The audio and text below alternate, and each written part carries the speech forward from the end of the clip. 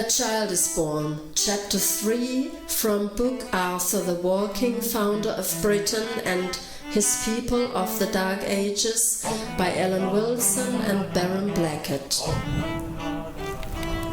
The king and the bishop looked at each other, for they were superstitious men in a superstitious age, and everything that they had discussed was coming true. The child was a boy. He had been born on Christmas Day, and he definitely had black hair. "How is my wife, the Queen Armbrost?" the king asked the steward of the queen's chambers. "Oh, she is well, Lord King," replied the steward reassuringly. "The old women and the midwives are with her, and she will be able to see you within the hour. The child is perfect in form, my lord, and it looks to be a healthy child." Morris nodded and looked back at the child and was surprised when the baby gripped his forefinger with its tiny clenched fist. It had not occurred to him that the baby could be anything but perfect, although some children were born with bodily defects. Difric, the bishop, seemed to be fascinated by the baby boy. "A future king," he whispered. "A future king." Morris frowned a little. "Perhaps, Bishop Difric, perhaps. As you well know, our laws provide that a king will choose his heir from amongst all his sons and his nephews, so that the most fit and able may rule after him." "Even so, cousin." Difric's voice was calm and firm. "This is the future king." The evening people from the town outside the castle walls came to the gates and to the door of the king's hall to offer their good wishes. In accordance with the law of King Zilin, the infant was duly baptized and named.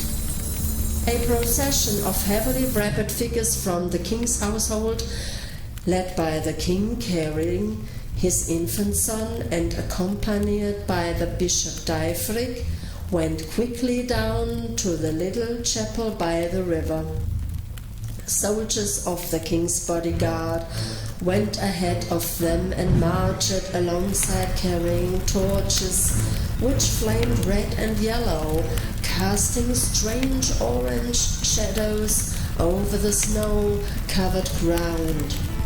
The light from the torches danced and sparkled on the armor, the helmets and the weapons of the soldiers, and flickered over the many-colored bright globes of the king's attendants.